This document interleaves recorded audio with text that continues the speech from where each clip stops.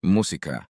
Maraming Pilipino seniors ang nagtataka kung bakit kahit maaga silang natutulog, pagbangon nila sa umaga ay masakit ang likod, mabigat ang batok at parang kulang pa rin ang tulog. Marami ang sinisisi ang edad, ang arthritis, ang rayuma o ang malamig na hangin. Ngunit ayon sa mga pag-aaral, malaki ang epekto ng posisyon sa pagtulog, sa kalidad ng pahinga at sa pangkalahatang kalusugan. Sa kulturang Pilipino, madalas pa ngang may sariling mga nakasanayan. May natutulog na nakadapa dahil sanay na mula nung kabataan. May natutulog na halos nakaupo dahil sa hika o baradong ilong. At may natutulog na nakatagilid ng mali ang pagkakaayos ng katawan. Pero kung lampas edad 60 ka na, mas sensitibo na ang mga kasukasuang sumusuporta sa iyong katawan at mas madali na ring naaapektuhan ang sirkulasyon, paghinga at blood pressure. Maraming pag-aaral mula sa sleep research institutions ang nagsasabing ang maayos na sleeping position ay nakakatulong magpababa ng panganib sa sleep apnea, iksi ng paghinga, acid reflux, pananakit ng likod at sobrang pagkahapo. Sa Pilipinas lalo itong mahalaga dahil karamihan sa ating mga lolo at lola ay may iniindang arthritis, high blood pressure, diabetes at madalas ay may hika o baradong ilong kapag malamig ang gabi. Kaya napakahalaga ng pag-unawa kung alin ang nakakasira at alin ang nakakatulong sa ating pagtulog. At kung tatanungin mo ang maraming Filipino seniors, lahat sila may sariling sleeping story. May lolo na sanay matulog sa banig. May lola na dapat mayunan sa tiyan. May tito na hindi makatulog kung walang electric fan. May ilan pa nga na dahil sa katandaan, mas komportable ng matulog sa sofa kaysa sa kama. Pero tandaan, hindi dahil nakasanayan ay tama na. Kaya dito pag-uusapan natin ang 3 pinakamasamang sleeping positions para sa seniors. At ang 3 mas ligtas, mas komportableng alternatives na sinusuportahan ng research at karanasan ng maraming nakatatanda. 3 pinakamasamang sleeping positions para sa seniors. Una, ang pagtulog ng nakadapa. Ang pagtulog ng nakadapa o prone position ay isa sa mga pinakadelikadong posisyon para sa Pilipino. Seniors o maraming kabataan ang sanay dito dahil masarap o nakaka-relax. Pero iba ang epekto nito kapag tumatanda na. Ayon sa sleep research, ang nakadapang posisyon ay naglalagay ng sobrang pressure sa leeg at gulugod. Kapag nakadapa ka, pilit umikot ang leeg sa isang side at dahil dito, naiipit ang nerves at muscles. Ito ang dahilan kung bakit maraming seniors na nakadapa ay nagigising na parang matigas. Ang batok, sumasakit ang likod o hirap lumingon. Sa Pilipinas maraming lolo. Ang sanay dito lalo na nung kabataan. Nila sa probinsya lalo na kung sa banig o papag natutulog. Ngunit habang tumatanda, humihina ang cushioning ng spine at mas nagiging masela ng joints. May isa pang delikadong epekto. Ang hirap sa paghinga. Kapag nakadapa, napipiga ang dibdib at yan kaya mas mababaw ang paghinga. Para sa seniors na may hika, COPD, baradong ilong o high blood, itong mapanganib. Si Mang Ernesto 72 halimbawa ay laging hinihingal sa umaga. Nang ipinasuri sa doktor ang posisyon pala niyang nakadapa ang dahilan dahil pinipigil nito ang maluwag na pag-expand ng baga. Dagdag pa rito, ang pagtulog ng nakadapa ay nagpapalala ng acid reflux. Karaniwang problema ng mga Pilipino seniors na mahilig sa kape, maaalat at mamantikang pagkain sa hapunan. Kapag ang tiyan ay napipisil pababa, mas madali ring umakyat ang acid papunta sa lalamunan. Kaya kung isa ka sa mga seniors na sanay matulog ng nakadapa, oras na para iwanan ng nakasanayan dahil kahit komportable ito ay tahimik na nagpapalala ng kalusugan mo. Pangalawa, ang pagtulog ng halos nakaupo. Maraming Pilipino seniors ang natutulog ng halos nakaupo kadalasan dahil sa hika, baradong ilong o dahil mas madali raw makatulog kapag nakasandal sa maraming unan. Sa unang tingin parang okay ito lalo na kung may acid reflux ka. Pero kapag sobra ang pagka-upright ng posisyon, nagdudulot ito ng seryosong strain sa lower back, leg at balakang. Ayon sa research, ang pagtulog sa sobrang upright angle ay nakakasira sa natural curvature ng spine. Kapag hindi nakahiga ng maayos ang gulugod, ang mga vertebra ay nagkakaroon ng uneven pressure dahilan ng ingay sa tuhod, pamamahit ng balakang at pagkapulikat sa binti. Maraming seniors ang nagigising ng masakit ang likod dahil dito. Kahit pa akala nila'y maalwan ang pagkakahiga sa Pilipinas. Karaniwang ito sa mga matatandang may ubo o baradong ilong, lalo na kapag malamig ang gabi o may sipon. Marami ring nakakatulog sa recliner o sofa lalo na kung nanonood ng TV bago matulog. Pero ayon sa mga physical therapists, Ang recliner sleeping ay dapat pang emergency lamang, hindi araw-araw. Si Lola Virginia 78 ay halos 1 taon natulog sa sofa dahil mas madaling huminga raw doon. Pero kalawanan, nagkaroon siya ng matinding hip pain at sayika dahil ang gulugod niya ay nakabend ng hindi pantay. Isa pang problema, ang sirkulasyon. Kapag masyadong upright, hindi pantay ang daloy ng dugo sa binti. Ito ay nagdudulot ng pamamaga, paninigas, at minsan ay pamumulikat. Para sa seniors na may varicose veins, diabetes o hypertension, mas nagiging delikado pa ito. Sa madaling salita, hindi masama ang bahagyang pagtaas ng ulunan, pero ang halos nakaupo ay nakakasama sa pangmatalalan. Kung nanonood ka pa rin ng video na ito at nakakatulang sa iyo ang mga impormasyong ito, paki-comment ng numero 2 sa ibaba para malaman kung nandito ka. At kung hindi ka pa nakasubscribe, inire-recommend akong mag-subscribe. Kahasiyon ng bell notification para hindi mo makaligtaan ang mga susunod na videos. Ang iyong suporta ay tumutulong sa amin na makagawa pa ng magagandang content para sa iyo. Ngayon magpatuloy tayo. Pangatlo, ang pagtulog ng walang tamang suporta sa balakang at tuhod. Hindi ito isang-iisang posisyon kundi isang karaniwang pagkakamali ng maraming Filipino seniors. Ang pagtulog na parang nakahiga lang kung paano pumwesto pero walang tamang suporta ang balakang at tuhod. Kahit nakatagilid, nakadapa o nakahiga ng tuwid, kapag mali ang alignment ng balakang, tuhod at spine, agad itong nagdudulot ng pananakit kinabukasan. Ayon sa research, ang joint pain sa seniors ay lumalala kapag ang pelvic area ay nakatwist o walang cushioning. Dahil natural ng manipis ang cartilage at mas mahina ang joints pag tumatanda, kahit maliit na maling pwesto ay maaaring magdulot ng matinding sakit.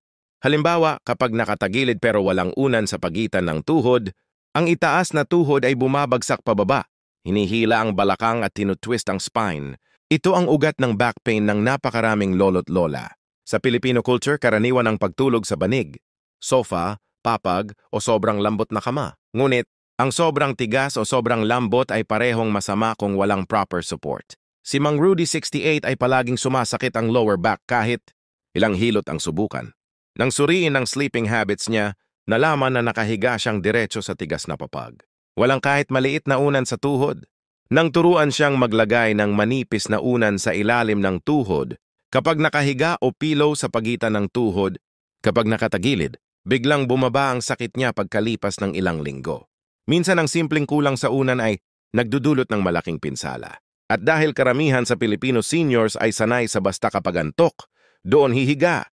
Hindi naintindihan na ang tamang alignment ay kasing halaga ng pag-inom ng gamot sa rayuma. 3 mas ligtas, mas komportableng sleeping positions. Una, ang pagtulog ng nakatagilid sa kaliwa, left side sleeping. Ito ang posisyong pinakarekomendado ng karamihan sa sleep experts lalo na sa seniors. Ang pagtulog ng nakatagilid sa kaliwa ay nakakatulong sa pagdaloy ng dugo, digestion at paghinga. Kapag kaliwa ang tinatagiliran, mas madaling gumalaw ang stomach at digestive organs. Kaya mas nababawasan ang acid reflux. Isang malaking problema ng Filipino seniors na mahilig sa kape, pritong pagkain at late-night merienda. Bukod dito, ang left side sleeping ay nagpapabuti ng daloy ng dugo papunta sa puso at organs. Para sa seniors na may hypertension, diabetes o varicose veins, malaking tulong ito para maiwasan ang pamamanhid at pamamaga ng paa. Kaya maraming lola sa probinsya ang instinctively natutulog ng nakatagilid pero mas mainam kung kaliwa ang pipiliin. Sa kwento ni Aling Nene 75, dati raw ay hindi siya makatulog ng maayos dahil sa acid reflux at hirap huminga. Pero nang turuan siya ng doktor na humanap ng tamang unan at subukan ang left side position, bigla raw gumanang pakiramdam niya. Ayon sa sleep specialists, mas mataas ang airway opening kapag nakatagilid kaysa nakadapa o nakatahiya. Pero tandaan, dapat may tamang suporta, gumalit ng unan sa pagitan ng tuhod para pantay ang balakang at siguraduhing hindi masyadong mataas ang unan sa ulo. Kailangan pantay ang spine, leeg at balakang para walang pressure sa muscles at nerves. Sa Filipino culture, marami sa banig, papag. Walang problema ito basta't may padding o manipis na foam para hindi sumakit ang balakang at siguraduhing may sapat na unan para sa tamang alignment. Iyong salaga ba mang consistent na pagpili ng posisyon na nagbibigay, ginhawa at proteksyon sa katawan. Pangalawa, nakitihaya na may suporta sa tuhod o supported back sleeping. Ang pagtulo ng nakitihaya ay isa sa healthiest positions. Pero hindi ito epektibo kung walang tamang suporta. Para sa Filipino seniors, ang pinakamagandang bersyon nito ay ang supported back sleeping kung saan may maliit na unan sa ilalim ng tuhod para alisin ang pressure sa lower back. Kapag nakitihaya at may suporta ang tuhod, nasa natural position ang spine. Ibig sabihin, hindi pilit ang likod, hindi naiipit ang nerves at hindi sumasakit ang balakang. Napakaganda nito para sa seniors na may chronic low back pain, sciatica at osteoarthritis. Karaniwang problema ng maraming Pilipino. Ayon sa research mula sa Spine Institute, ang paglalagay ng pillow sa ilalim ng tuhod ay nakakapagpababa ng spinal pressure ng hanggang 30%. Kaya hindi nakapagtataka na marami sa mga physical therapists sa Pilipinas ay ito ang unang nire-rekomenda sa matatandaan may back pain. Sa karanasan ni Tatay Pilo 71, halos araw-araw siyang sumasakit ang likod pagbangon. Akala niya ay dahil sa edad o pagod hanggang sa tinuruan siya ng anak niyang PT na gumamit ng maliit na unan sa tuhod at low pillow sa ulo. Pagkatapos ng 2 linggo, halos nawala ang sakit niya. Ang back sleeping ay nakakatulong din sa pag-iwas sa facial wrinkles at neck strain dahil pantay ang bigat ng ulo. Pero ang importante ay suporta. Kung walang pilaw sa tuhod, pwede itong makasama dahil nag-arch ang lower back. Sa kulturang Pilipino, marami ang gumagamit ng sobrang lambot na kama. Tandaan, kapag too soft, lumulubog ang balakang at sumasakit ang likod. Mas mainam ang medium from mattress o banig na may manipis na foam. Pangatlo, pagtulog na may banayad na pagtatagilid o likod para sa mga senior na may problema sa paghinga. Para sa maraming Pilipinong seniors na may hika, Baradong Ilong, allergic rhinitis, sleep apnea o malakas na paghilik. Ang pinakamainam na posisyon sa pagtulog ay ang banayad na elevated side sleeping o back sleeping. Pero mahalagang tandaan, ang tamang elevation ay hindi iyong halos nakaupo na gaya ng karaniwang ginagawa ng maraming lolo't lola. Ayon sa respiratory sleep research, ang ideal elevation ay nasa 20 to 30 degree lamang.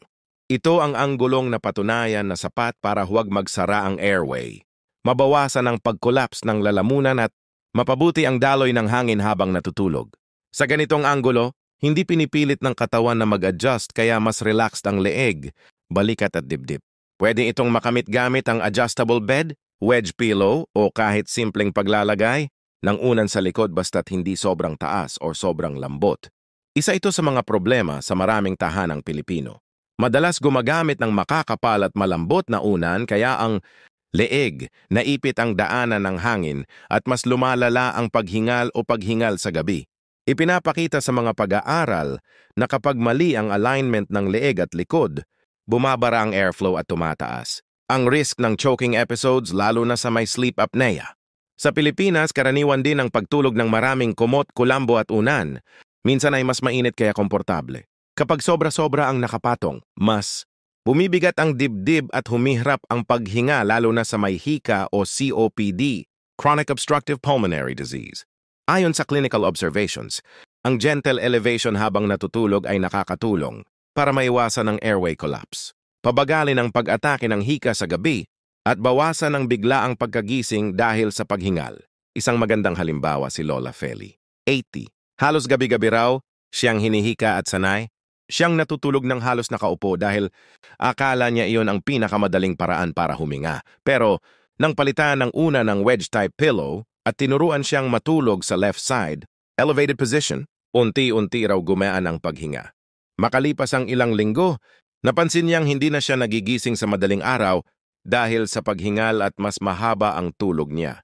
Para rin ito sa mga seniors na madalas ma-acid reflux. Ipinapakita ng gastroenterology, research na kapag bahagyang elevated ang ulo at dibdib, mas hindi umaakyat ang asido mula sa tiyan kaya mas mahimbing at mas ligtas ang tulog. Para rin ito sa mga seniors na madalas ma-acid reflux. Ipinapakita ng gastroenterology, research na kapag bahagyang elevated ang ulo at dibdib, mas hindi umaakyat ang acid mula sa tiyan kaya mas mahimbing at mas ligtas ang tulog. Pangwakas na kaisipan, ang pagtulog ay hindi lamang simpleng paghiga at pagpikit. Para sa Filipino seniors, ito ay pundasyon ng lakas, sigla at pangmatagalang kalusugan. Sa edad na lampas 60 o 70, hindi na pwedeng bahala na kung paano makatulog. Kailangan ng maging mas maingat, mas may alam at mas handang baguhin ang nakasanayan dahil ang maling sleeping position ay tahimik na pumapaikli ng buhay. Kung isa kang senior na sanay sa posisyong nakadapa, halos nakaupo o kulang ang suporta sa balakang at tuhod, tandaan hindi pa huli ang lahat. Marami ng Filipino seniors ang nagbago ng sleeping habits at nagulat sa laki ng gininghawa. Mas magaan ang paghinga, mas kaunti ang sakit sa likod, mas energized pagbangon at mas maliwanag ang pakiramdam tuwing umaga. Ang tatlong mas mabuting posisyon, pagtulog sa kaliwang bahagi, pagtulog na may suporta sa likod, pagtulog na may nakataas ang gilid likod ay hindi lamang tips. Set tema practical na gabay na sinusuportahan ng siyensya at ng tunay na karanasan ng mga lolo't lola sa ating kultura sa Pilipinas. Kung saan normal ang mga rayuma, alta presyon, diabetes at baradong ilong sa gabi. Napakahalaga ng tamang posisyon para manatiling malakas at ligtas. Tandaan, hindi mo kailangan ng mamahaling kama o imported na unan. Ang kailangan mo ay tamang kaalaman at konting adjustment. Sa tuhod, tamang taas ng ulo o pagpili ng kaliwang tagiliran. Minsan yan na ang kaibahan ng sakit at ginhawa. Hirap at himbing, pagod at sigla. Kaya sa ating mga mahal na Filipino seniors, pangalagaan ang inyong pagtulog dahil ito ang nagbibigay ng dagdag na taon, lakas at buhay. Alagaan ang katawan. Ayusin ang posisyon at bigyan ng sarili ng pahingang tunay na nagbabalik ng sigla. Dahil ang maayos na tulog ay hindi lang pribilehiyo. Ito ay karapat-dapat para sa lahat ng patuloy na lumalaban sa buhay. Kung nagustuhan mo ang video na to at nakatulong ito sa iyo, mangyaring i-like, mag-subscribe at i-share. Ang inyong suporta ay tumutulong sa amin na patuloy na gumawa ng magagandang content upang kayo ay mabigyan ng kaalaman at inspirasyon. Salamat sa panonood at inaasahan naming makita kayo sa susunod na